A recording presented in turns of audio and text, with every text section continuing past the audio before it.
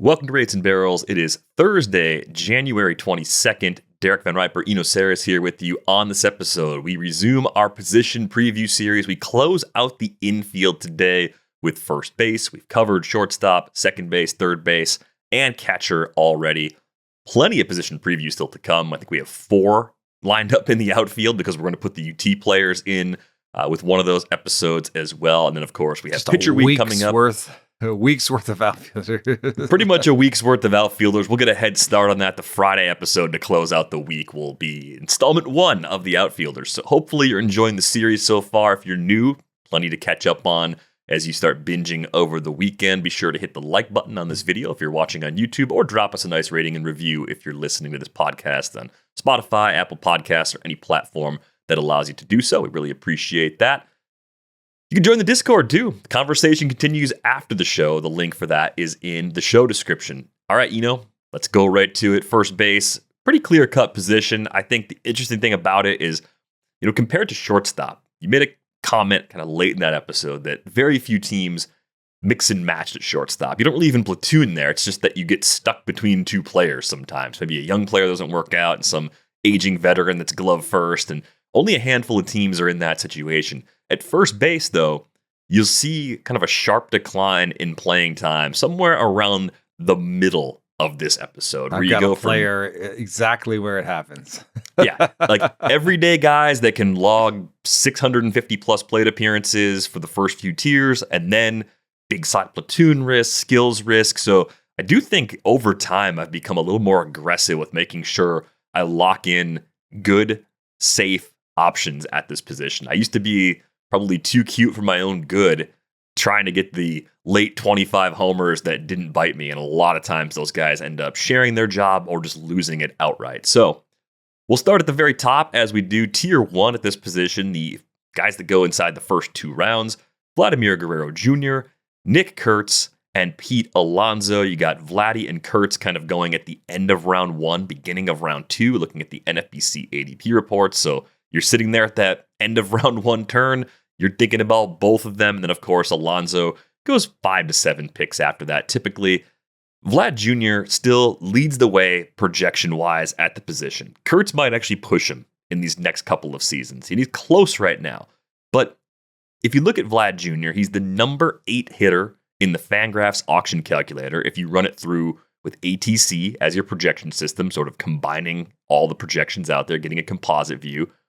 And yet he still hasn't gone earlier than pick 15 if you look at the last 2 weeks of NFBC drafts. So you're kind of getting a little bit of an early bargain. I think that's got something to do with how the historical performance looks. You go back over the last 4 seasons, it's 111 homers, so a little over 25 per year.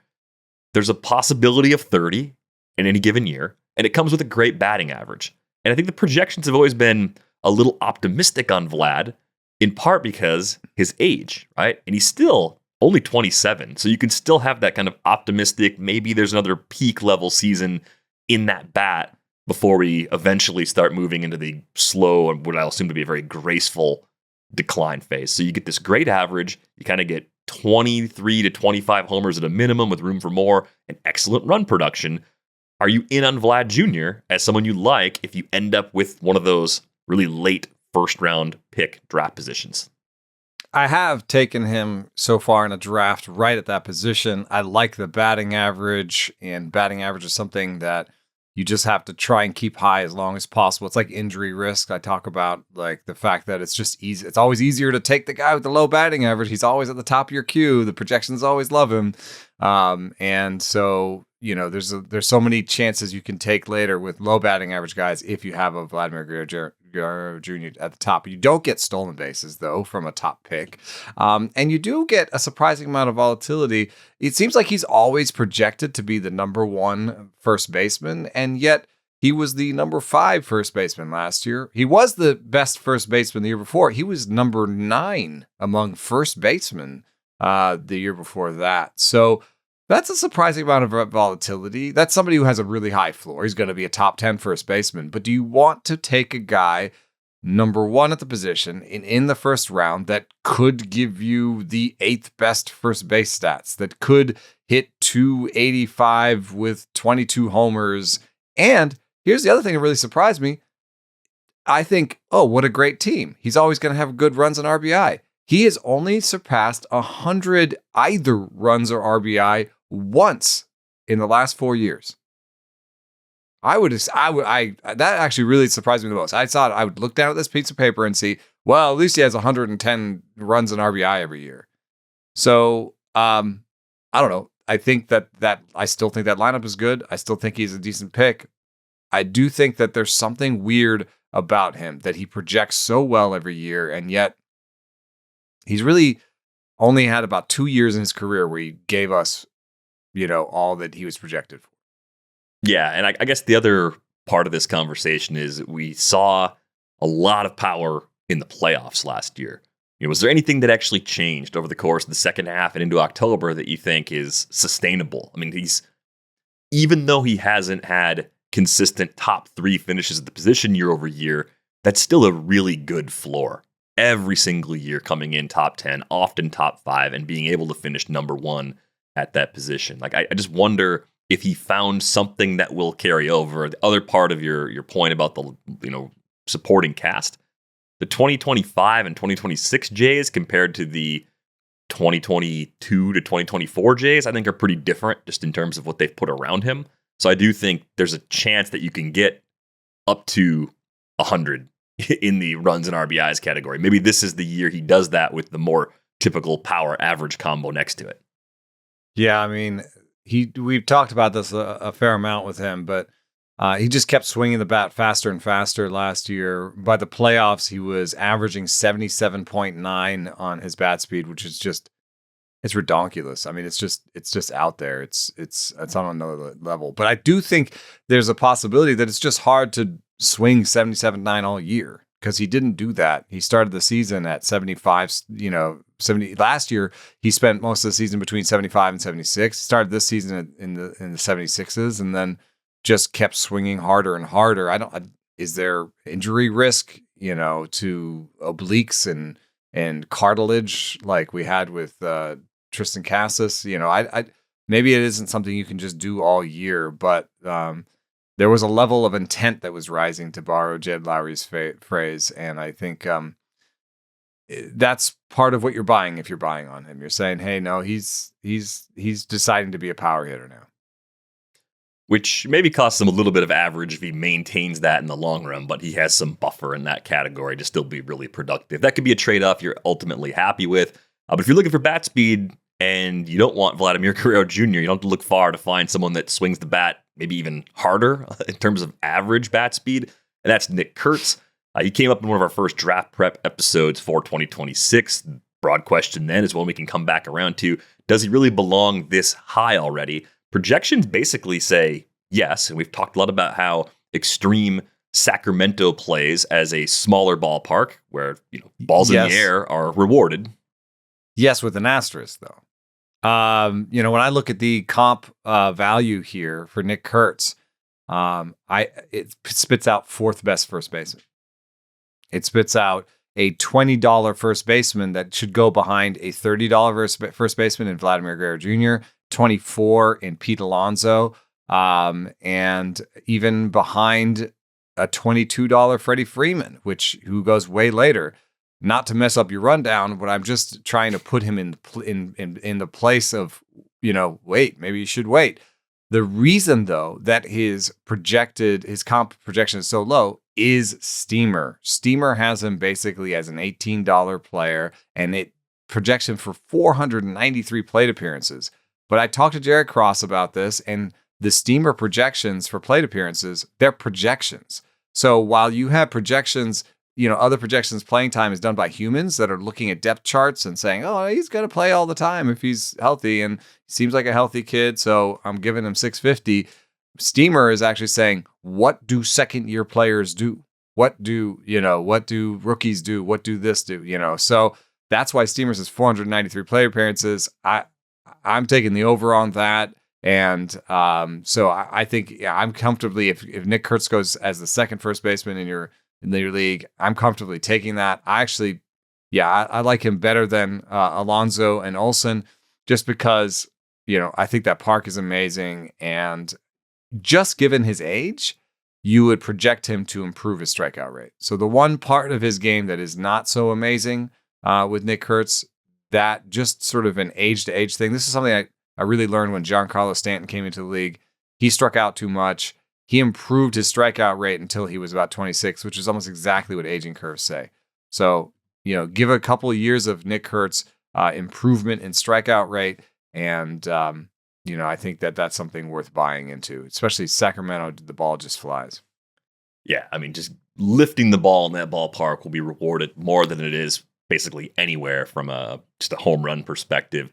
Even if it's only incremental improvement for Kurtz, getting down to 27-28% this year would put him closer to some of the other guys that we're going to talk about in these first couple of tiers. But I think there's, the possibility of being a little disappointed if it doesn't improve right away. Sometimes it just takes a little bit longer, right? It's not always linear progress. So I'm wrestling with what can I do with that pick instead? Because I think that's probably the best argument against Nick Kurtz. It's that you're talking about someone with less than 500 big league plate appearances being a near first round pick. That's a pretty fast path to the top, especially when batting average might be good, not great, and steals won't be there. And I realize we just talked about Vlad Jr., who's not going to steal many bases either, but the batting average question, it's not a question. He's plus in that category. So that to me in a roto league is something that really kind of separates those two guys, even though they're next to each other in terms of where they're being drafted. I think I disagree with you a little bit on Alonso, just in the sense that I could see that being more of a toss-up for people with Kurtz. Like if you really want a first baseman with one of your first two picks, and you're saying, hey, I want the power more than anything else. I mean, Pete Alonso has done it for his entire career in a pitcher-friendly environment. We talk about Rick Wolf and Glenn Colton's smart system. One of their rules, they do not build rosters with players who are on a new big contract, especially in a new place, right? Because the lack of familiarity, I think, can be the thing that really causes problems. Like maybe it's the pressure and you press, and you've written about this before. Sometimes you see O-swing percentages, chase rates go up when players sign a new contract. They're trying to earn every dollar of a 5-year deal in the first month or two. It doesn't really work that way. I'm less worried about Alonso in that regard, just seeing who he's been over the course of his career, having to play his whole career in New York so far, obviously a higher sort of pressure environment in terms of being able to block out the noise. He's been great in home run derbies, which are also a different type of setting. It doesn't feel like the stage is ever the problem. But I do think that familiarity aspect, being in a new home park, different batter's eye, different ways the park plays, and seeing a lot of pitchers that you haven't seen as much of, like those things are important. Those are factors. And I think you would say those don't just apply to guys that sign big contracts. They apply to anybody changing teams. So I think I'd want to do a little more of like a broad study, like how much does changing leagues, changing teams actually impact performance year over year, if we can try to isolate for that. All that is to say, if power is what you want, and you're willing to say, yeah, Nick Kurtz might hit for a higher average than Pete Alonso, but we've already seen Pete Alonso keep a low K rate for a long time and get to a ton of power year over year over year. I think we really like what the Orioles have put together in terms of a lineup. There's really not a lot here to scare you away other than it being year one in a new place, if that scares you at all. I mean, also the fact, I guess, that he's 31, and when I just talked about including some aging curve, in improvement in Nick Kurtz's strikeout rate, like I think that Pete Alonso's strikeout rate over the rest of his career is only going to get worse. I think it's a fairly obvious aging curve where he gets into the league at 26, 25. He takes a big leap forward in his third year. But even since then, it's been going up a little bit. So I would consider that strikeout percentage and his batting average to be fairly risky. I mean, he has in his last 3 years, he has a 217 average on his ledger. Pete Alonso does. And, for what it's worth, even though there's about 30 spots of ADP between him and Matt Olson, I was surprised that when I did a 3-year comparison of Pete Alonso and Matt Olson, that I found to be this close. I mean, look at this. I mean, it's pretty amazing. 6 homers difference for Alonso. They've hit the exact same amount of RBI, 332 over the last 3 years. Obviously, Olson has the better batting average and the better wins above replacement. So, this is close. However, the reason why they don't project like to be equals basically is that we all know that Olson has kind of taken a step back the last 2 years, has not hit 30 homers the last 2 years, and seems to be maybe further along in the aging process or somehow not as good as Alonso recently. But I will take the 30 points of ADP personally, and I'll take the fact that I get to pick something else there where Alonso gets taken, and I'll take Olson. I think with the picks, if you take Steamer, if you take Olson's best projection and you take Alonso's worst projection, which is, I know, projection shopping, and it's the worst kind because I'm taking the best of one and the worst of other. There's a 50-cent difference between these two players. But if you take a composite, yes, there's more like a $5 difference between the two players. And maybe I'm just turning a house into a paperclip here, but I once they were talking about a guy with a 250 average, without stolen bases. I know the RBI could be really great. That could be Alonso's, home run RBI. That's his calling card. But I see enough there where I might just say, I'll see if Alonso's there next time around. Yeah, you can play that waiting game a little bit because I think tier 2 at this position is solid. And just in terms of what we're looking at, the groupings and like where these players are being drafted is a little different than other positions. So the tiers don't line up as cleanly as it did elsewhere. But we're talking about Ben Rice, who we previewed on the catcher episode, Bryce Harper, Matt Olson, Rafael Devers, Josh Naylor, and Freddie Freeman, all clustered together within a span of about 20 picks, kind of starting right around pick 50. A little earlier than that is where Harper starts to go. And it's really kind of a 3-way toss-up, 4-way toss-up if we're counting Rice as part of the conversation, where you're kind of choosing this guy that makes a lot of good contact and now has a job to himself with the Yankees against players with much longer track records. I mean, Harper, Olson, Devers. Your case for Olson in that Pete Alonso comparison, I think, was really solid. I mean, you look at this guy and say, downside average in a bad year is like in the 240s. Projections are probably going to nudge you a little bit above that. They don't have a locked-in DH anymore, so maybe they can take a little wear and tear off of his legs and keep him in the lineup now. He'll be 32 after opening day. So that's like the other, okay, they're like Alonso, getting to that point in his career where things could start to tick down a little bit. But in a good year, it's 270 or 280 in the average, and it's a healthier Atlanta lineup right now than it's been really each of the last 2 seasons. So I do think Olson's the player I sort of circle in these first 2 tiers and say, that's probably plan A. Someone else could beat me to him. There's a nice group of plan Bs all sort of running off the board together. Yeah, and Olson for me is, I think, the clear guy I like out of this tier. Bryce Harper is 33, and I like the 32-year-old, not the 33-year-old. I mean, how old of a 33 is it? The nice part is that Bryce Harper's still stealing bases, so there's the athleticism is still there. The other part, though, is that Bryce Harper has had more injuries than Matt Olson has. And, you feel like you throw that in there. Steamer has a 598 plate appearance projection for him, which affects everything. Only an 83 runs and 87 RBI projection for Steamer for Bryce Harper because they're sort of projecting in an IL stint for him.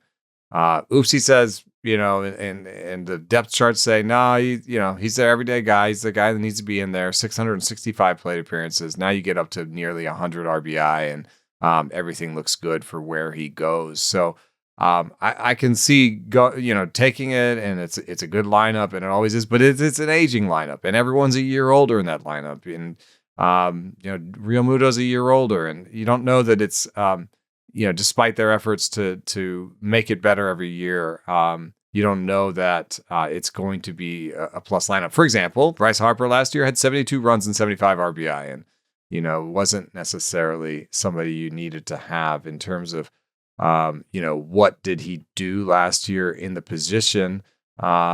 He was let's see here, 14th best first baseman. So I think there's a little bit of an issue there with just age, honestly.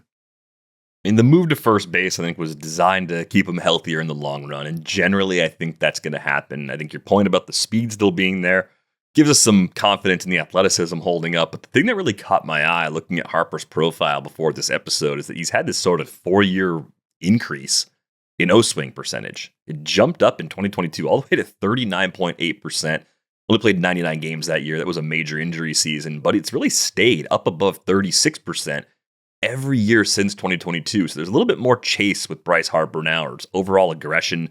I think he controls the zone well enough and is a polished enough hitter where he can get away with that for now. I just wonder if he'll have to make another adjustment, maybe dial back the aggression as he ages and eventually starts to lose some of that athleticism. I mean, if you've accidentally seen Bryce Harper on social media, or if you follow him by choice, you see the efforts he's putting into trying to keep himself young and healthy. Oh my God, I don't know. He's like recycling his blood or something. It's crazy. I'm skeptical that the things he's choosing are actually, making a meaningful impact, but he's at least trying to do something to stave off the aging. And either way, I think it's still a pretty reliably safe profile for another year or two. But you do have to make a decision if you're sitting in this pocket and everyone's available. I think Rafael Devers sits right here with a similarly intriguing floor and ceiling, and he's 4 years younger. I think the way everything went down in Boston last year, and of course it ended with the trade to San Francisco, has led Devers to be a much more polarizing player than he ever would have been if everything had just been fine last year. If they'd never asked him to move positions and the trade never happens, I just feel like Devers would be looked at more as this steady metronome player. But last year cut the O-swing percentage under 30%. I don't know if that's necessarily going to hold for the long haul, but I think it's a good sign to see it, given that chasing too much is something you're going to hear from his critics a lot. And I look at the first half and the second half, he was just good.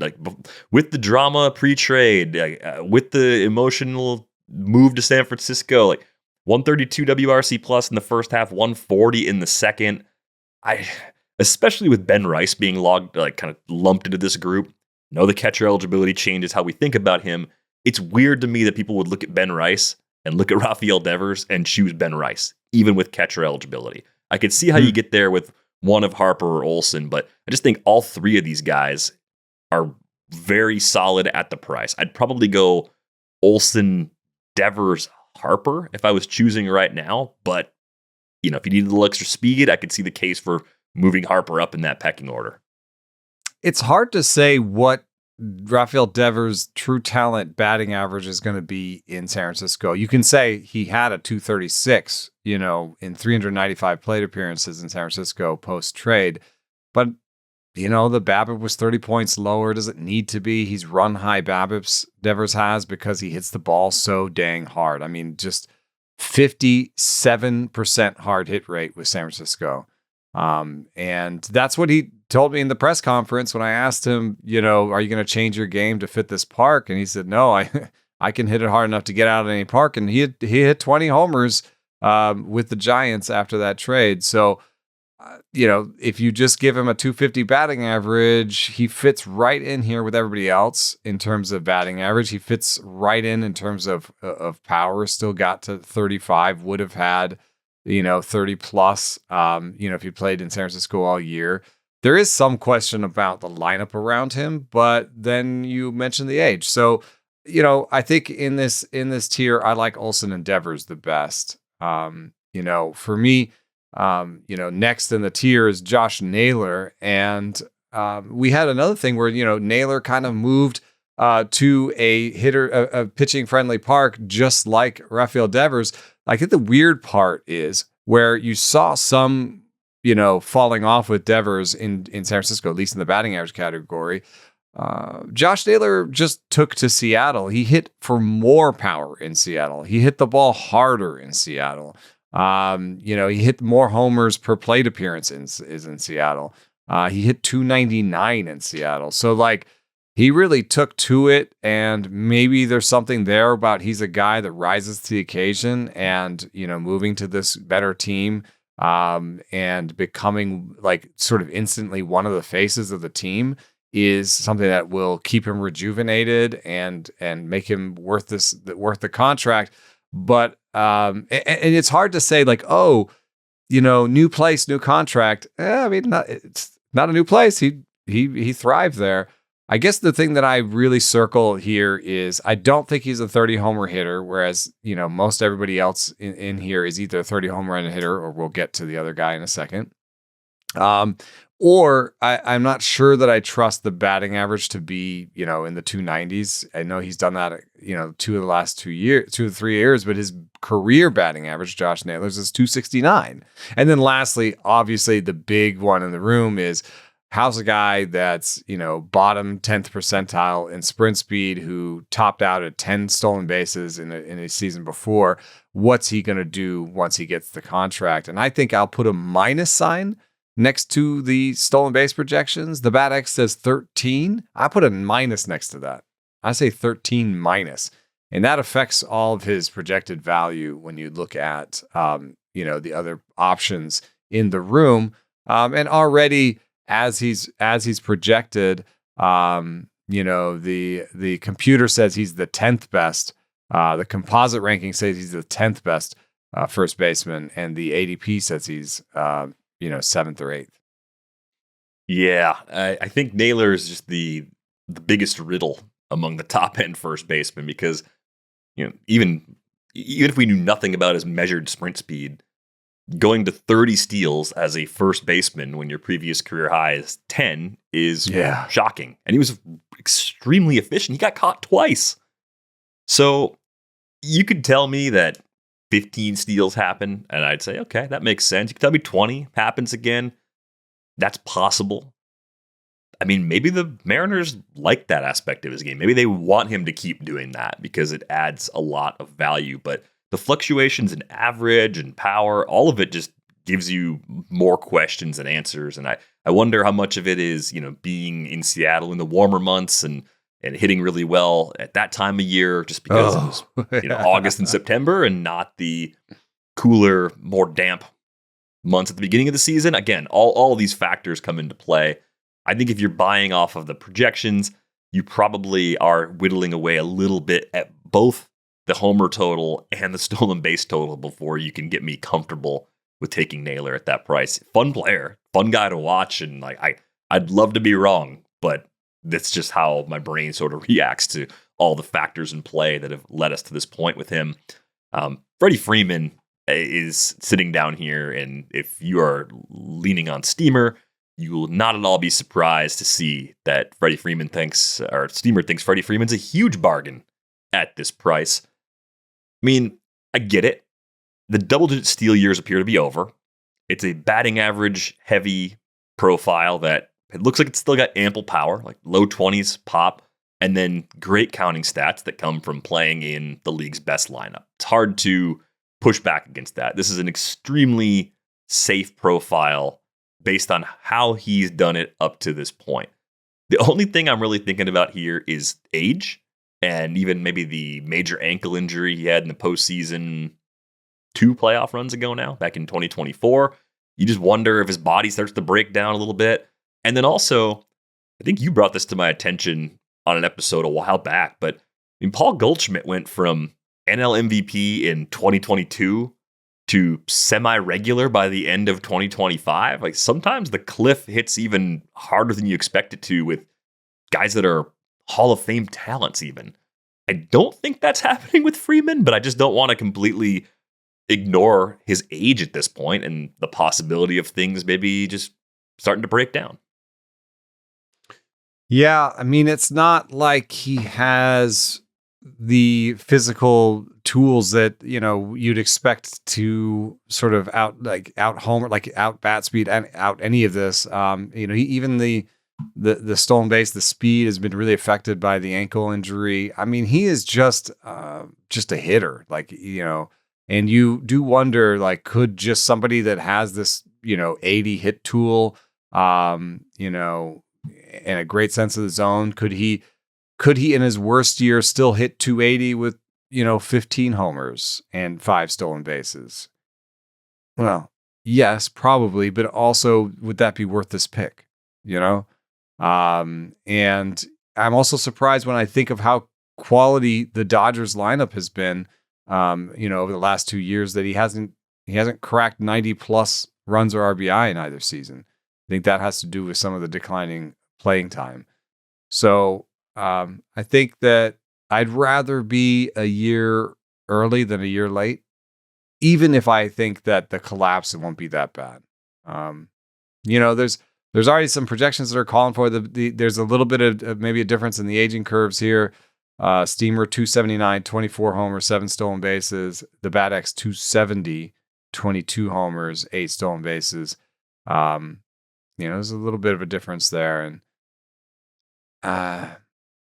I'll take him, but I think I just want him to drop a little bit. I want to take him at a value. I know that the projections say he's, pretty clearly better than Josh Naylor. The composite projections say he's a $22 player, say he's even better than Olson and Rice, which I think is a little surprising. But I would love to take him after those guys. I'd love to take him. I'd love him to drop after Naylor. Is that happening in any drafts? Yeah, it happens. I mean, by ADP, he goes a couple picks later. Range is 31 to 80 for the last 2 weeks for where Naylor's been going, 42 to 84 for Freddie Freeman. So I think more often than not, he's there after Naylor goes. Then I'm taking Freddie Freeman as the 9th first baseman, and I've accrued a bunch of value elsewhere. I will have to say, though, the next tier has 2 of my favorite last chance saloon players. A player that I think sort of designates where things get iffy. So I think the next tier is really fascinating. And if I was looking at Freeman and Naylor, I might say I'm going to dive into the next tier. I'm going to push it one more tier because you think there's enough in this group to still get you maybe inside that top 10, maybe possibly closer to the top 5 in a good year with one of these guys. The next group includes Vinnie Pasquantino, Tyler Soderstrom, Salvador Perez fits in here if you want to use him at first base. Obviously, a lot more value throwing him at the catcher spot. And then Michael Busch, also part of this. And I think just because of the way everything breaks, Yandy Díaz is a little more in this group than he is in the next one because there's kind of a 40-pick gap before you get to more first basemen. But this group covers about 40 picks itself, with Pasquantino going just outside the top 75 overall, Soderstrom right there behind him, and a slight gap before you get to Busch and Díaz. With Pasquantino, he's a hitter we've liked for a long time, had that major shoulder injury a couple of years ago. Seemingly, he got all the way back from it, though. I mean, the year he just put on in 2025 was one we had been hoping for pretty soon after he debuted a few seasons ago. I think with the news about Kauffman Stadium, moving some of the outfield fences in about 10 feet, lowering those walls, there's probably going to be a little price bump on Vinnie. He might get some separation, at least from Tyler Soderstrom, and I don't know if he'll close the gap on Freddie Freeman completely, but I do think we'll see some people willing to look at that as more of an either or now, because I think the adjustments probably stabilize your home run expectation for Vinnie Pasquantino a bit more. It's not that you're expecting him to hit 40. It's that 30 seems more repeatable now with the adjustments to the ballpark. Yeah, there's a piece, that we read a little bit about. It's claiming that there's like a wind effect in Kansas City, and they're going to hit X amount more homers, and there's not a lot of the math is shown in this piece. I don't really want to link to it because to me, I'm like, this feels like this was given to him, this author from the front office. I don't see a lot of sort of vetting of the numbers, but there are public comments from JJ Piccolo and others about how this will add a lot and, this many homers and all this. Whereas we have Derek Carty's work that says, it's more like, 1 or 2 for each of the players. And so there is a little difference there. And you could decide that the team who has definitely thrown a lot of manpower at this and modeled the wind and, had a scientist working on this and had their R&D working on this, that the team knows better. And so in that case, yeah, you could take over 30 from Vinnie. I will say that Vinnie did hit over 30 homers last year, and had a good batting average, and I think did most of the things that you would want from him. And he was the 9th best first baseman last year. So do I see a package here from Vinnie that I think he'll become one of the top 3 first basemen in the league? I mean, what does that look like for you? I think that would look like, not only does the park help him, the park changes help him more than we think, but then maybe he also has to get a little lucky on balls and play on top of that. I mean, a 272 BABIP for Vinnie so far. What if he had a 330 BABIP next year and he had like a 310 batting average and hit 30 homers? Isn't that, and he had that 113 RBI again because the team was good or whatever? Like, isn't that like almost like a Vladdy light, or somewhat similar to Vladdy even? Like if he had a 290 average, 300 average with 30 homers, that's what we want from Vladdy. Well, I think that's a huge part of how Vinnie Pasquantino could make up the ground. It's kind of a flat group between like the 6th and 10th first baseman anyway, so it would only take a small nudge to finish 3 or 4 spots higher. It would take a lot more going right for him to close the gap all the way up to Vladdy. I think the other big difference is, despite their efforts, even playing nearly every single game last year and popping that career high in homers, only 72 runs scored. Right? There's only so much you can do with the quality of the lineup around you. So I think that's a limiting factor for Vinnie Pasquantino. It's a little bit out of his control as well. But the other thing I thought about with batted balls is just if you are going to reduce the amount of area in play in the outfield, you could actually erode away at that BABIP a little bit. You could go the other direction. You may have a similar batted ball distribution to 2025, but actually have a lower BABIP, and you trade a few points in average for a couple of extra homers, and maybe that trade ends up being worth it. But I think that's in Vinnie Pasquantino's range of outcomes as well. So I look at him right now as someone who's kind of appropriately priced. I don't think he's a must-draft player, but I think there's a lot of things we like that he does. Love that the barrel rate got up to a career high 10.8% last year, though, and the K rate's always been nice and low, too. Unless he's going to pull some other like Josh Naylor-ish trick out of the bag and start stealing bases all of a sudden, but there's really no evidence that that's something he would do. Whereas with Naylor, there was at least there were previous rumblings on the base paths. Like you could look at the old previous season and go, oh, okay, there's 8, 10, 12 bags maybe are popping up here and there. Like we could maybe see a little more in the future. With Vinnie, I think he's 3 for 3 in his career over parts of 4 big league seasons. So I don't think we're getting to 30. Yeah. I would just say that one last thing about Vinnie is just like the comp projections that just use Steamer, the Bad X, and Oopsie have him as worth more than Josh Naylor, and he goes 20 picks later. So when we were talking about the end of that tier, Vinnie is attractive to me as to somebody I could wait another round and get Vinnie later. And the other thing that's nice about this tier for me is that I can wait another round and wait for Vinnie. And if I don't get Vinnie, I feel like I will get the other guy, Tyler Soderstrom. And I'm really happy to take Tyler Soderstrom here. One of the things that we can see from the market, is it the market that loves who loves Tyler Soderstrom here? We have a Oopsie loves Tyler Soderstrom. The markets, Oopsie loves Tyler Soderstrom. Oopsie loves some of the bat speed guys and young guys, Nick Kurtz, Spencer Torkelson, Ben Rice, Andrew Vaughn, Jake Berger, and Tyler Soderstrom. Oopsie, these are the guys that Oopsie is higher on than Steamer, and they're younger guys. They're bat speed guys. I think that, this is a fun place for him to be. Again, with just the projections, Soderstrom, sits right there with Vinnie and Josh Naylor. He's maybe $1 less or whatever. But I also just think that, there's a chance for Tyler Soderstrom to grow. In terms of what I see when I look at Tyler Soderstrom, I see 77th percentile bat speed, and he was missing like the feel. Like when you look, you could see it in the sliders, right? Where you're like, some of these guys, like Luis Robert Jr., right, he has bat speed, arm speed, running speed, and then all the stuff that's like sweet spot percentage or K percent, like all these things are blue, right? And then you have your Freddie Freeman types where all the like feel stuff is red and the bat speed is blue. And what I like about Soderstrom is he started as a guy that was all bat speed and no feel, and he's added that feel, and with Soderstrom, slightly better barrel rates every year, and slightly better strikeout rate. He's just really improving the kind of feel stuff. And if he's got better barrel rates, a better park, better bat speed than Vinnie Pasquantino, doesn't Tyler Soderstrom have better upside than Vinnie Pasquantino? Yeah, he's a few years younger too. He's got outfield eligibility, and the reason we kept him in the first base preview is because I think he's a lot more valuable using him as a first baseman because he has a higher volume of playing time built in. They gave him an extension already. Defensively, he took well to left field.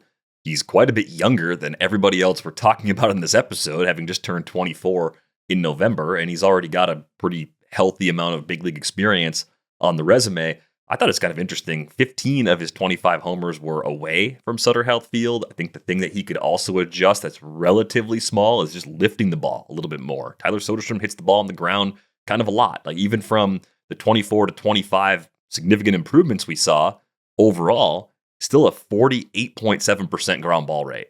So if he can even get that closer to league average, lift the ball a little bit more at home, 30 homers seem within reach. Projections are saying 22 to 28, depending on which ones you look at. And that 22 comes from Steamer, which has a lighter plate appearance projection on Soderstrom. So you got to take that with the necessary grain of salt. There's some non-zero speed in there too. I don't know if he's ever going to be a burner, but 8 for 11 isn't nothing. And I think there's a lot of things you can talk yourself into with Soderstrom at the price. The ground ball rate is something that should improve again with the aging. You're talking about aging curves, like ground ball rate is something you hit fewer grounders over time as you age.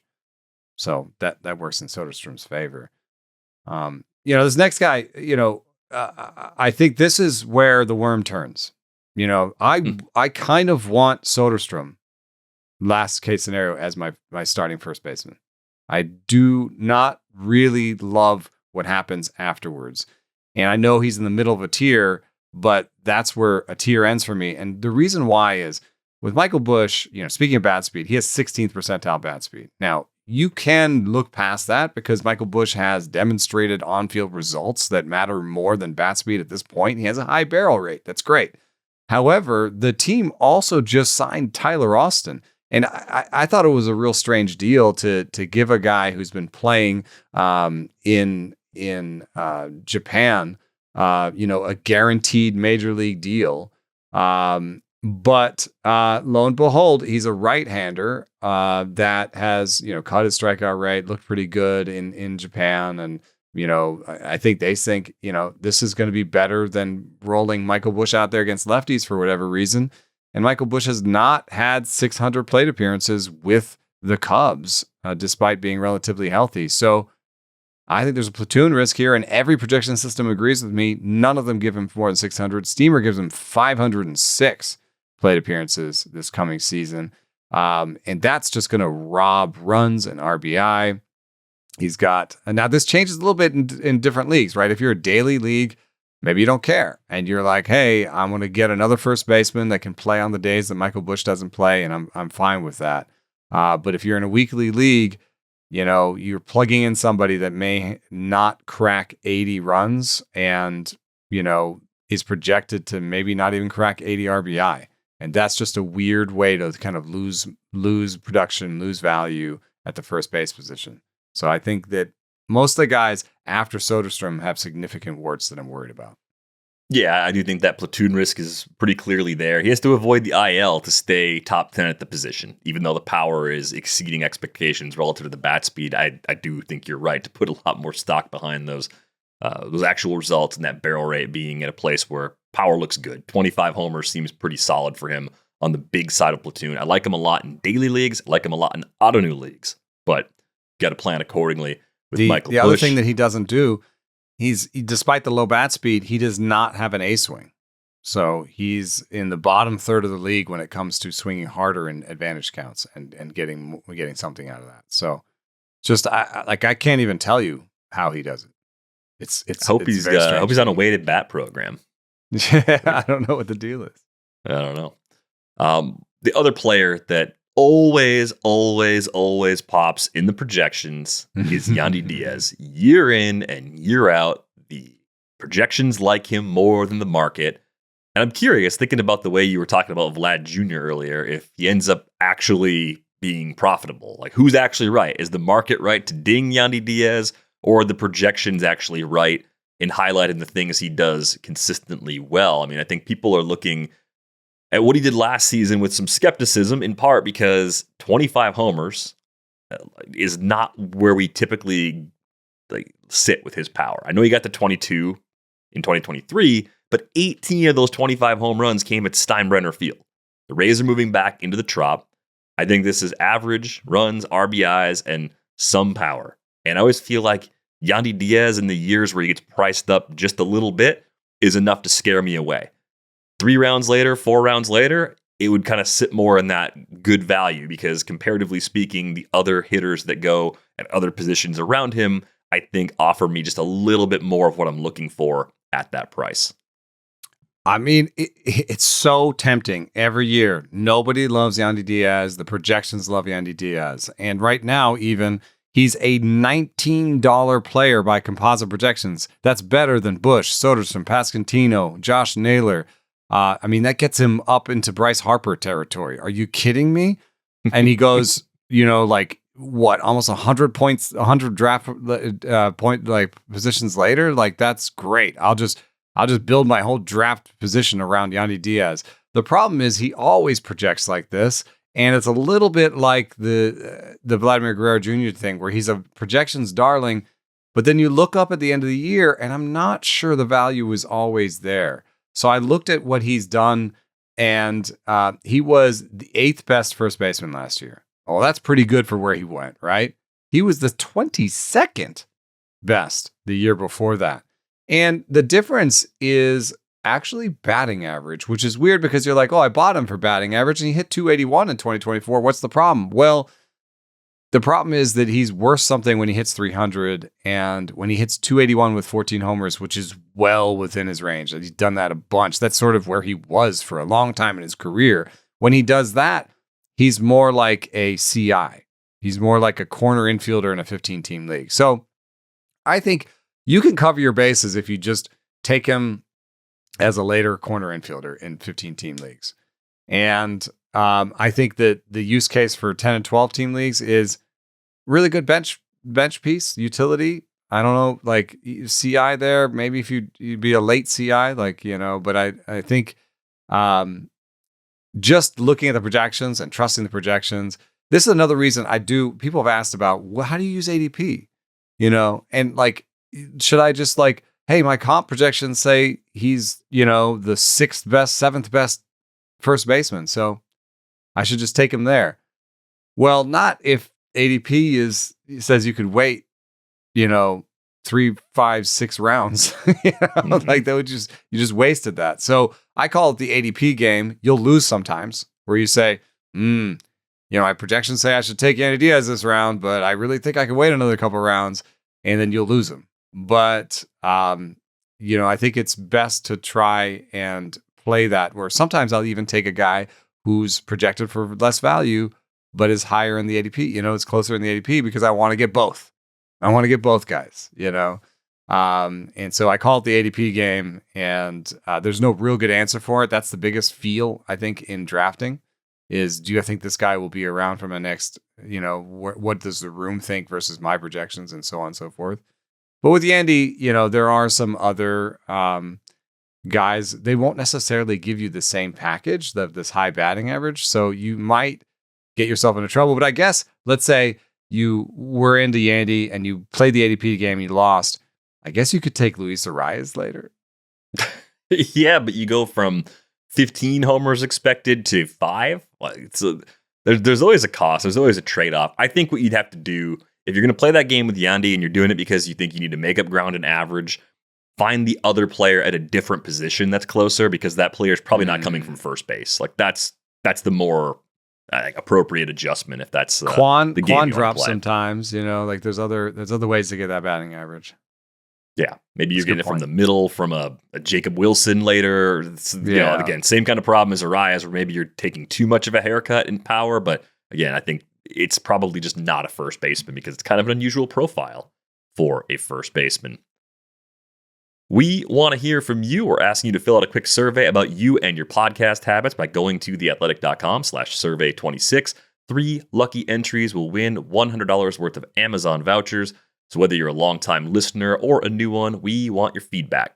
Go to theathletic.com/survey26. That's theathletic.com/survey26. We'll put that link in the show description. Thank you to those of you who take the time to respond to that survey.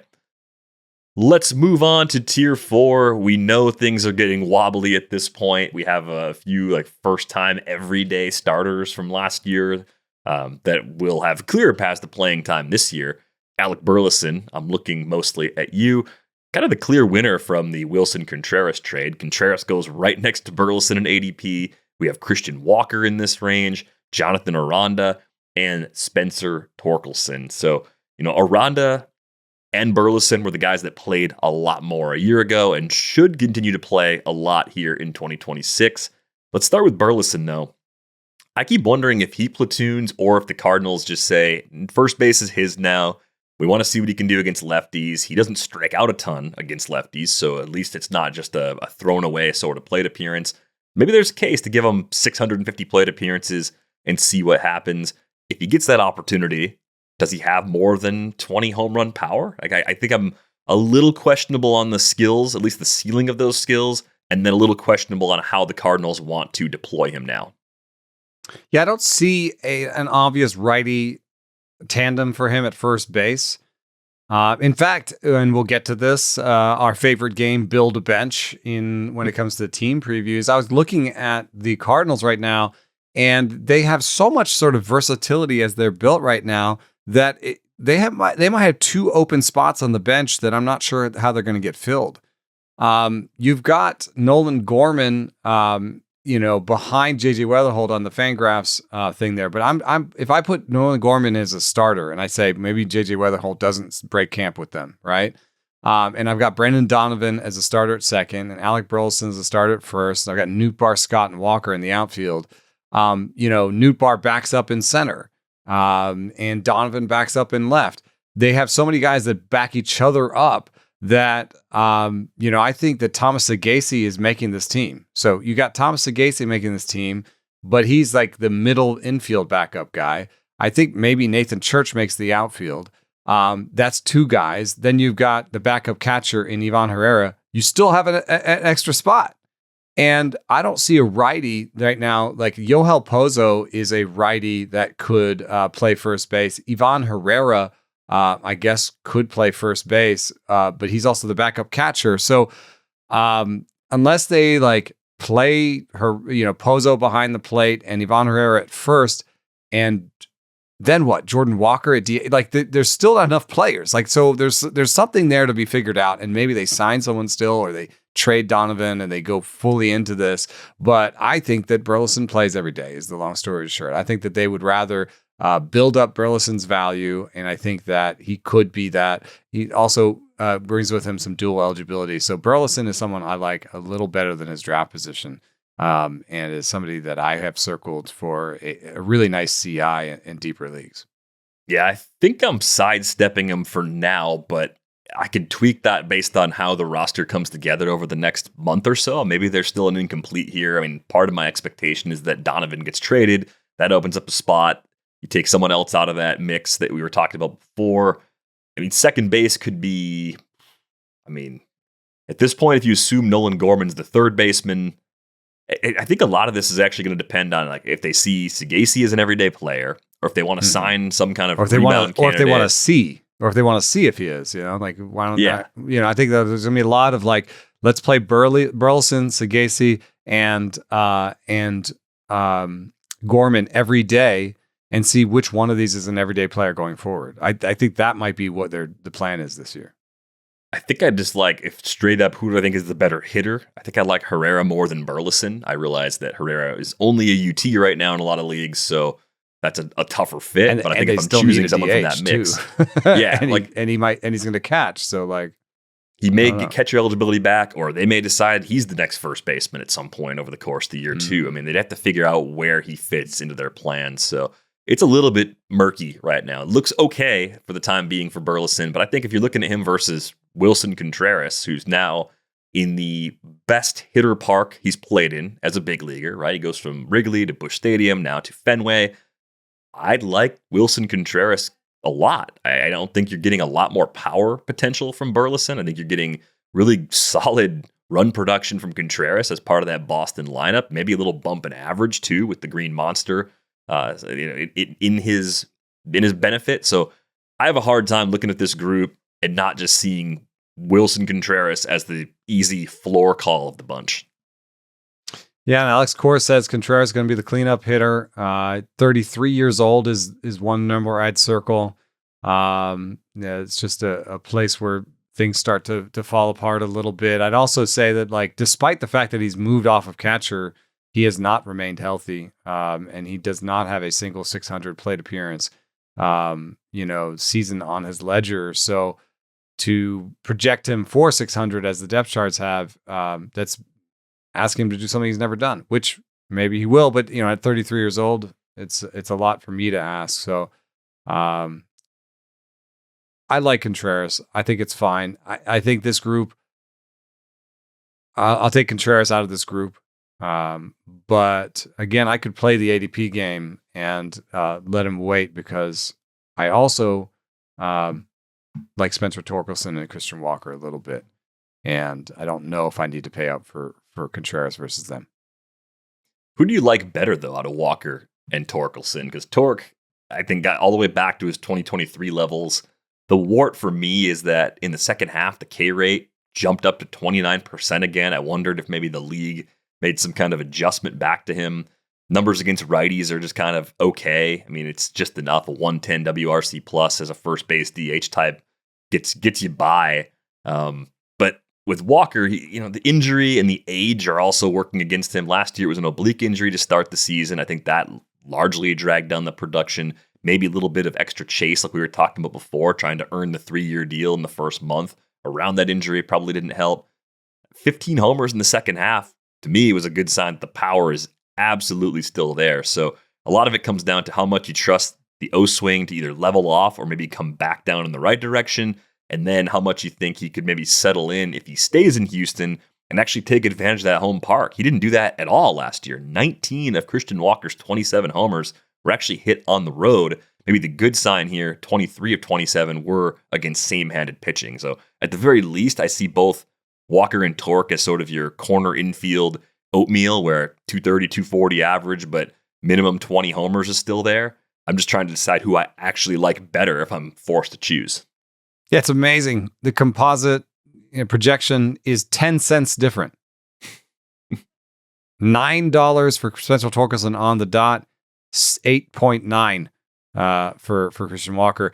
Of course, if you plug different ones into the auction calculator, you get totally different ones. Like the BATX says Christian Walker is an $11 player, but it Oopsie says Christian Walker is a $6 player. The numbers are actually pretty more stable. There's a part of ATC, Ariel Cohn's projection system, where he talks about the volatility between projection systems. And he says that's something where you don't want to fill your team full of players that are volatile from projection system to projection system, but it can sometimes be useful. So that, it could be something where, let's say you've filled your team with very projectable players, and you want somebody here that has a wide range of a volatile sort of difference, and you say, oh, well, if Christian Walker can be a $12 player, I've built a really stable team. Maybe I want that, variety, or maybe I want Spencer Torkelson's, like, I know I'm going to get oatmeal. Like like every projection system says he's $8 or $9, basically, like I'll do that. So it's hard for me. I think there's some fit questions to how they fit into the rest of your team, but I will generally take Torkelson because of the age. And I was looking at, what big adjustment he made from 24 to 25, because he was pretty bad in 24. And there's a pretty wide difference in his batting stance. And, if you just look on the left is 2024, he's wider, he's further, his center of mass is further forward. And then in 2025, he got more, he kind of stood up a little bit, and he stayed in his back foot. And I think staying that back foot and moving that center of mass back is something that Jed Lowry liked. I personally kind of like guys that are a little bit more upright. I think that allows you to put more tilt on the ball and lift the low ball better. And I think that's good for power hitters. So I know Jeff Bagwell exists. That was amazing. I don't know how. And Pujols, both of those guys were deep in the squat.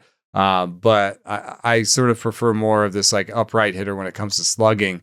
So I like these changes he's made. Some of this is guesstimation and faith-based science, where I'm like, I like this. I don't know what's great, but I like that he made an adjustment. I also think that Spencer Torkelson has made 2 or 3 big adjustments in his career now. And I think maybe he has like a toolkit of different adjustments he can make from game to game. I like the age. I'm worried that Walker's in the middle of decline. I know that there's a certain age at which, you don't expect first baseman to recover. And we talk about, the reliability of projections past 32. If they're asking for a bounce back, the reliability isn't great. And then you can also just look at the projection system. You know that the team has been shopping Christian Walker, that they would like to get out from his contract. And then you look at the projections, and they're like generally for like a 100 to 103 WRC plus for Christian Walker. And from first base, that's below average. So there is a risk that they find something else to do at this position, and I don't like that risk. So I'm gonna take Spencer Torkelson, who seems to have found his way into the core of this team, even if he has his own warts. Yeah, I think the thing that could change it all is if the Astros find a trading partner, eat some of that money owed to Walker, and then the playing time path opens up again. But even before the K rate jumped to 27% last year, he went from 19.2% to 24.1% in his final season with the D-backs. So the longer-term trend there is more swing and miss. They're probably similar in terms of average risk. Age-related differences are probably enough to keep me on Torkelson here as well. Jonathan Aranda is a mystery box for me entering this season. I liked him a lot as a dart throw a year ago. Had that collision at first base that cost him about a third of his season. I don't know what to make of someone that struck out a little more than I expected last year at 25%. Certainly not an alarming K rate, but just kind of weird. Lifted the ball more like we wanted him to. Hit 14 homers and 422 plate appearances. Kind of like 20 homer power, I would say, if you gave him a full run of playing time over an entire season. But he hit, 409 on balls in play. I don't know. I just don't know what his true talent batting average is going to be against big league pitching. Is he... the projections are pretty wide ranging. Oopsie's down at 249, Steamer's up at 263. You don't usually see nearly a 15-point spread in average. I think Steamer might actually be right in this case because Aranda does hit the ball really hard. But I'm having a hard time finding an appropriate use case for Aranda right now. Yeah, it mirrors Yandy a little bit too, where it's like, I think that his value is going to be highly batting average dependent. Mm-hmm. I don't think he's going to hit, the Steamer says 18 homers too, because of some playing time issues there. And I think that, whether or not, you could say, oh, I think he's going to start every day. Well, this is the Tampa Bay Rays we're talking about. So I don't know if that goes into Steamer's projection system for how to project plate appearances, but I may buy Steamer's batting average, but also Steamer's playing time, which says 263, 18 homers. And then you consider the volatility, which is, well, what if he doesn't have a 329 BABIP like they say? That's a pretty aggressive BABIP. Across the league, it's 295 or something. So what if he has a league average BABIP? Now he's 240 with 18 homers. And, so I tend to think that this type of player is pretty batting average driven and yet hasn't shown us like Yandy that worst case, he'll hit 280. You know what I mean? It's like a control pitcher where you have a year of this control pitcher and you're like, oh, I want to believe. You don't know if you can believe. Year 2 or 3, they've demonstrated that control for 2 or 3 years. Then I think you can start to believe it. Batting average guys, you kind of want to see it more than 1 year. Yeah, I think just like we said with Yandy, I think it was Michael Busch actually. I like daily moves leagues and Ottoneu as the ideal spot for Aranda because I can just use him when he's in, take him out when he's not, see what happens. And I feel like it's a position where you can always find someone else if it doesn't work out. Like there's enough there to remain intrigued, but weekly leagues in particular are really a problem for me as far as just getting excited about Aranda at the increased price going into this season. So if he's on a sleeper list, I'm not surprised. The reason hits the ball really hard, has done some interesting things, but I'm having a hard time with that depth chart. I hope they clear a few things up for us between now and the Rays team preview. Yeah, let's schedule them last. AL East goes last. Yeah, the Rays. No matter how we do it, division wise, alphabetically, we're going to make an exception and just bury the Rays at the very, very end of the team previews to get as much information as we can. Moving on to tier 5, which really gets close to open water, but there is a little bit of a group here between picks 200 and 300 that people seem to like a little more than the rest.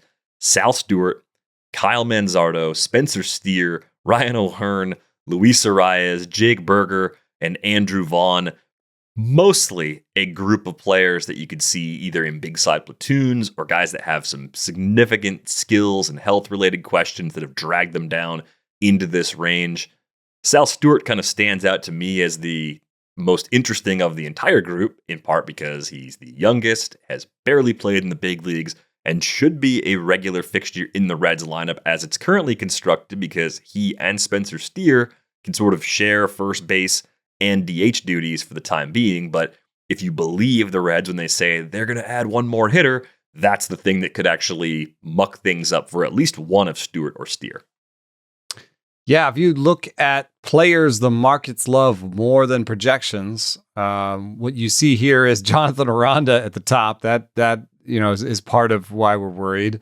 Kyle Manzardo and Spencer Steer out of this group right there. With the thing that I wonder is, how much run will they give Stewart? Because if there was a player in this tier that I would just love to circle and say I want that guy, then it's going to be Sal Stewart. And there is DH available there, and there's first base, and Encarnacion Strand still has options. So I would say he's probably ticket to the minors to kind of prove it to come back. Spencer Steer can play in the outfield, so if CES kind of proves it and Sal Stewart proves it, and they want, Spencer Steer still in the lineup, and Blade doesn't turn out to be a great signing, then I think there's still a place for Steer to land. So I'm going to say that I like Steer and Stewart for full playing time. And if I like Steer and Stewart for full playing time, then I kind of like both, because Steer has recovered from that shoulder injury. And if you look at his monthly splits on his bat speed, he has recovered his bat speed. He did have lower bat speed to start the season after the shoulder surgery. By the end of the season, he was back to normal in terms of getting at least to average bat speed. He's not an above average bat speed guy, but he's a guy who I like in terms of feel. Like if you look at what Steer does, he has a 2-strike approach. He tries to put the ball in play. He tries to keep that batting average up a little bit and the strikeout rate down a little bit. He has some speed. He has some power. I kind of like him as a well-rounded player. So Steer and Stewart, I think, are two of my favorite, although my very favorite is a little bit later.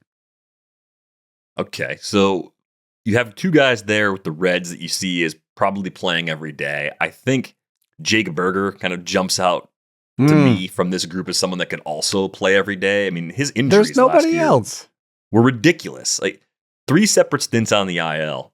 The RotoWire player outlook laid them all out there. Oblique, quad, and wrist. And the wrist required some offseason surgery, so we got to keep an eye on him this spring. He's buried right now. Projections say this is a low average power grab. And the bounce back to 25-plus homers could actually be there at a very low price. And I do think compared to Manzardo, a guy that we like, we've talked to him on the pod before, there's platoon risk with Manzardo. That doesn't really exist with Berger. Like, Berger could just flat out lose the job, but to who? Like, who is the real threat for him for playing time? And I look at that organization, I don't necessarily see anyone that's a lock to push him. Oh yeah, I mean that's part of why I love him. I mean, I don't think Ortiz is going to take that job from him. I think the only risk I could come up with is Josh Smith and Cody Freeman are playing well, and they want both in the lineup. So Josh Smith has played first base for them before, but that would be, I think, a pretty poor defensive right field, the right side of the infield. Cody Freeman is not known for his defense, and Josh Smith is okay at a lot of places, but I don't know. He would be playing a little bit out of position for him in terms of his historical positions. And so I don't think they want to go that way. I think they want Cody Freeman to be kind of a utility player for them along with Ezekiel Duran. And I think they want Josh Smith to start at second base. They want Jake Burger to start at first base. So when you look at the projections for Burger, even the projections say, oh, this guy's a pretty decent value. He's a kind of a top 15-ish guy at first base. So like a middle of the pack CI. And he's going, outside the top 20 at his position. So this is a guy that we should that like the projections alone say, and the projections say for Burger that he's not going to get more than 520 plate appearances or so. And if he is healthy, which I guess there's a fairly big if there, there's no reason he can't get 650. So. Would that be weird for a 29-year-old to get 650 plate appearances and, hit 30, 35 homers for the first, it would be 35 would be the first time ever. But if he got to 650 plate appearances, wouldn't be that weird. 240 average, like you're buying some upside with a decent floor and a guy who has an absolute lock on his position. And that's why the projections love Jake Burger as well as Yandy Díaz.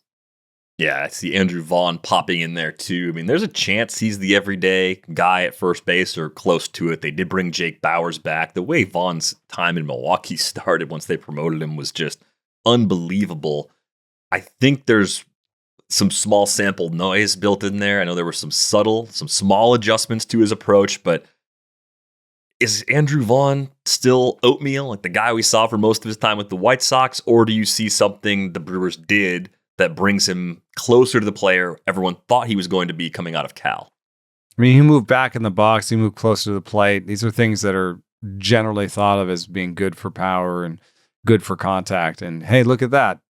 Some of his best ISO, in any stretch and his best strikeout rate in any stretch. I hesitate to just give him that 300 average and the 190 ISO when he hadn't really done that before. And in terms of like his pull rates were down. It's not like he hit the ball in the air. He hit the ball in the air less with Milwaukee and he pulled it less. So I'd always wanted him to go get the ball and pull the ball in the air more. And he did neither of those things and was better. So well done, Doesn't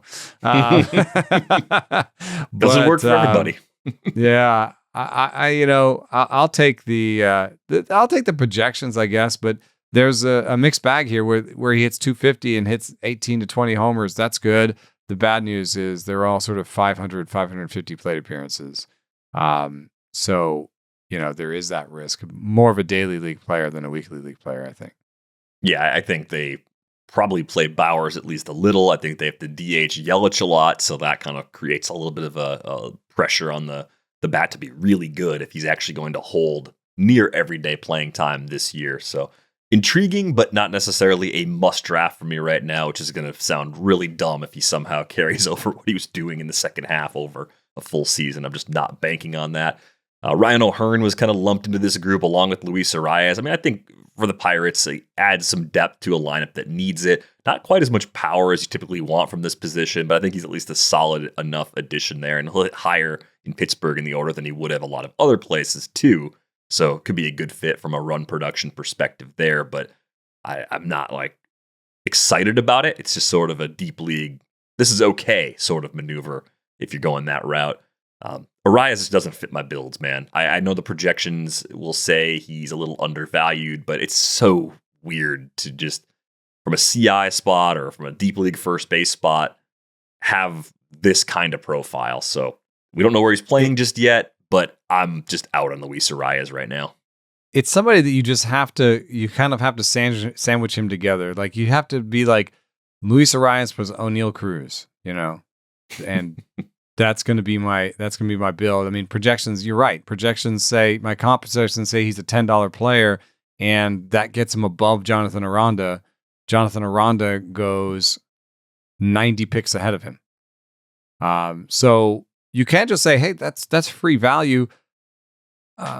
Maybe, maybe you just got to get past the idea that like, that's weird that you get him at CI. That you just have to get somebody else's weird somewhere else, and I think you could identify something. Now, there is a risk that his free agency has gone on so long and that, his projections as a player are for less than two wins. I think there's a real risk that he does not land in a full-time spot, which would be really weird, I think, for people who still look at the world through the lens of batting average. But, for the rest of us, I think it's pretty obvious that he's a pretty flawed player. So if he ends up as a part-time lefty DH somewhere, then you have to revise all those projections that are saying, hey, he's a $10 player. You might have to rise those down to 500 plate appearances. Would that be weird? I mean, he's been a full-time player and not a good defender, no power. Two wins over the last lefty off the bench actually makes sense. Like I think you want him as like a pinch hitter. You want him to just come up and just be a pain for some high leverage reliever. Make a high leverage reliever work harder. Like, I mean, I don't know. Like there's need contact. You just need contact. You need a ball in play to win the game. I mean, he would be really good at that, but he's also, maybe the reason that his free agency is so long is he's weighing the difference between, do I take more money to be, the Dodgers part-time DH or something? You know what I mean? Like, do I take more money? Or do I try to reestablish value somewhere by playing every day? It's a little bit weird. I actually still think that fantasy players and even team GMs could profit from the market being so soft on him. Yeah, maybe, but I want to do that in really deep leagues. I don't want to try that even in like a 15 team. Like, I'm thinking more about mono for Luis Arraez is where I would be comfortable trying to make him a part of my build, especially if it's an auction where I can control other aspects of my roster a lot more easily than I can in a snake draft setting. Didn't necessarily mean to fly by Manzardo. He did get to some more power last year than we expected. Got up to 27 homers, 12 of those in the last 60 games. Barrel rate ticked up a little bit to 11.8%. Only 47 runs scored despite hitting 27 homers. He's in that rarefied air of not getting a lot of help from the guys behind him. And I'm not sure that's necessarily going to change quickly in 2026. Also seem to be treated as a pretty strict platoon guy. Yeah. I don't know if they see something in his swing shape or his approach. If the way you would do this by the numbers is you'd say, okay, he's established, he's a 119 WRC plus, and let me, against righties, right? I would, regress that and let's say, I think he's a 113 WRC plus against righties going forward. Then the traditional platoon split off that would suggest that at worst he could be a 95, 100 WRC plus against lefties, right?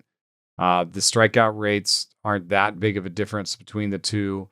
The one thing that you do notice is that he lifts the ball better against righties, and he pulls the ball better than righties. But this is a team that does not care about that. This is a team, the Guardians, that has the platoon advantage in as many at-bats as they can. I think it was like 75% of them. They lead the league in that. They always want the platoon advantage. So betting on Kyle Manzardo to face lefties this year is a bad bet. So it becomes a deep daily guy rather than weeklies. Yeah. Another team that we may have to shove toward the back of the team preview section just to see what the final closest thing to the final opening day roster is going to look like. Beyond pick 300, some names that you'll see on draft boards: Nolan, Schanuel, Josh Bell, Spencer Horwitz, Tristan Casas might not be ready for the start of the season. Kobe Maya, who I think is still kind of an interesting dart. Ryan Mountcastle, who kind of needs a trade to a team that's looking for some right-handed power because full-time playing time seems like a complete long shot for him this year in Baltimore, barring a rash of injuries. Anybody that I mentioned, anybody that I didn't that you think is interesting for late purposes? Well, projections have Josh Bell pretty much across the board as a $5 player. Despite his up-down nature of his career, he, has settled into being a back-end first baseman. So if you just need a guy who will play and, I do think he could lose his job over the course of the season because Minnesota is in that transition period, maybe rebuild. I don't know what word to put on it. But Josh Bell projects the best out of this group. Nolan Schanuel has a $10 valuation from Steamer. But Steamer also says he's going to hit 16 homers, which I do not buy. And Nolan Schanuel is very much not my type of player. I do not believe in his power. And you're talking about fitting builds. Like, I just don't see him even giving the plus batting average that Luis Arraez will. So, what am I going to do with a guy that might hit 260 and 10 homers at first base? Like, I don't want that. I don't want that at all, honestly. Like, I don't even know that he's a major leaguer for me. But, I am a bat speedista. So maybe I've gone too far, and Schanuel does, have a good sense of zone and feel for hits. So you could bet on that if you'd like. I think those are the two guys that projections say don't belong in this group. They say those are $5 players. What are they doing in this group? In terms of what I've done, I have some Pavin Smith because he looks like the large side of the platoon in Arizona right now. Even if they sign Paul Goldschmidt, it might just be to be the small side of the platoon. I like that. I think Charlie Condon has a chance. I don't know. I talked to him at the AFL, and I don't know if this is, personal bias or whatever, but he said all the right things about, how he trains and what he's trying to do. And I kind of feel like there might be in Colorado, like some like, hey, we have a chance for the future. Like they might just want to be like, hey, like let's actually we're a new regime. We projected Charlie Condon out, and we think he's our best first base, and we're playing him. So I don't know. I think that there's a chance that he has the highest upside from this group, and that he might actually play this year. I think if you want to go like real late for deep leagues, I'm just keeping an eye on Goldschmidt and Hoskins, more so on Hoskins actually, before he got hurt last year. Was actually pretty productive, might still have 20, 25 home run power in his bat, but it's going to come with that low average. So plan accordingly. Again, more of a deep league sort of target. I just want the Orioles to resolve their depth chart for my own benefit. I just want to see Kobe Mayo play a lot. I can't bank on it with the way things are built right now. I do like the Condon call. He goes late enough where it's clearly a what could go right sort of play. Spencer Horwitz is also kind of interesting for deep league purposes. There's I think your the more I oatmeal look at him, pick down there. Yeah. Super oatmeal-y, but I'm like, is there that much of a difference between Horwitz and Ryan O'Hearn? Like, there's room for both of them to play first base and DH, basically, their spots to share. But coming off the injury last year, 11 homers in 108 games for Horwitz, sub 20% K rate, nice OBP, he's going to be high up in the order. I think there's a chance maybe he finds his way to like 15, 17 homers this year, which moves the needle more to deep league than it does in a typical shallow league. So I'm just a little bit worried about Nate Lowe, Ryan Mountcastle, Paul Goldschmidt all being out there. Nate Lowe projects to be like a near average first baseman, actually. And so you could just look and be like, well, the Rockies have Troy Johnston right now at the top of that. Would they sign him? The Marlins have Graham Pauley and Christopher Morel. They're the 29th best one. I'm sorry to say this, but Fangraphs has the Brewers as 28th. The Diamondbacks 27th. Do any of these teams seem like they're going to sign Nate Lowe? Could the Padres maybe? If the price drops low enough, they were willing to take Nolan Arenado. They just didn't want to pay the $11 million that the Diamondbacks did. This is information that we have. So the Padres will sign one of these guys. Who will it be? Will it be Paul Goldschmidt to be small side platoon with Gavin Sheets? Who will take their $2 million that they've got out there? Will it be Rhys Hoskins? It doesn't make sense for the Nationals, even if Luis Garcia Jr. is a weird first baseman. It doesn't make really sense for them to sign one of these guys, I don't think, unless, they just had Nate Lowe, right? So then once you get past those groups, then you're at the Tigers with Spencer Torkelson at 22, and I don't really see them, supplanting him. Could the Astros trade Christian Walker? The reason why they can't trade Christian Walker is what I'm talking about right now.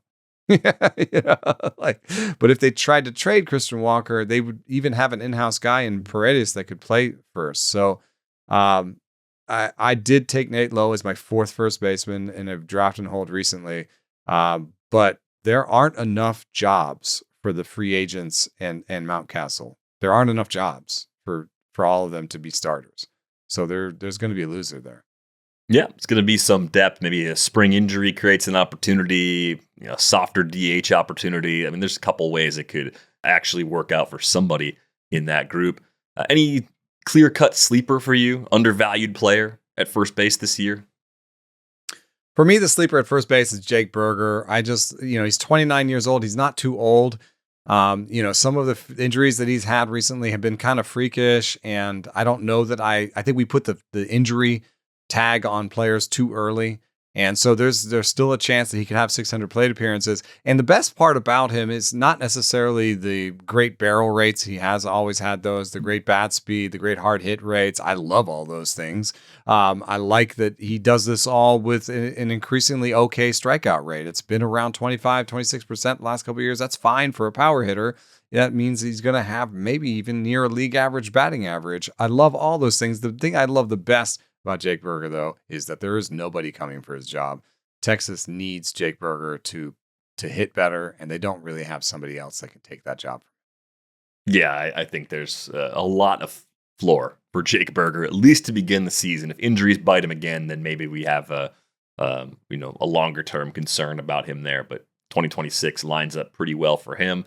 I'll say Willson Contreras is my undervalued player at the position. If you want more of a traditional sleeper, I think Sal Stewart would kind of tick the box there. But the big thing for me with Contreras is 550, 600 plate appearances, well within reach. Still has a double-digit barrel rate. I think he's going to take advantage of the monster. We're going to see that average tick up a little bit more than people expect right now, too. You see a lot of 240s and 250s down on the page. I think 265, 270 might actually be where he settles in. On the flip side, someone you're avoiding, a bust or a fade. I'm a little worried about Josh Naylor. This is a player that you don't necessarily circle for hitting homers. I mean, he's hit 31 homers in his career, but you're most likely to get something like 20. He is somebody that recently has hit for batting average, but has a 269 batting average for his career. He isn't someone who barrels the ball like Jake Burger. He isn't someone who hits the ball hard like Jake Burger. And then he comes off a season in which we stole 30 bases despite, being slow of foot, describing it best. And the weird thing about stolen bases is they just don't age well, even when you have this. And I think that when people talking about guys, stealing bases before they sign a contract, what happens when once you have the contract in place, then the focus becomes a little bit more on staying healthy to stay on the field. And, for the Mariners, I don't think that they'd be asking him necessarily to steal 30 bases this year. So my projections are going to come in lighter than the projections that are out there for his stolen bases, maybe even lighter on the lighter end for the homers. Already by his composite projections, there are other players that go behind him that project better than him. I think Yandy Díaz is probably the one that jumped off the page earlier in our conversation as an easy fade for me. The power disparity between games at Steinbrenner Field and the road last year does a lot for me. The O-swing slowly creeping up. We're seeing some signs of decline. He's 34 now. I see a guy that probably hits 275 or 280, 15 homers, okay run production, but just not quite what you need at the price. He did the fall quite a bit for me to want to take Yandy Díaz on a bunch of my teams this year. All right, we are going to go. The infield is done. We move on to the outfield with our next episode. Thanks to everybody who listened all the way to the end. You can join our Discord to be a part of the conversation there. That's going to do it for this episode of Rates and Barrels. We're back with you on Friday. Thanks for listening.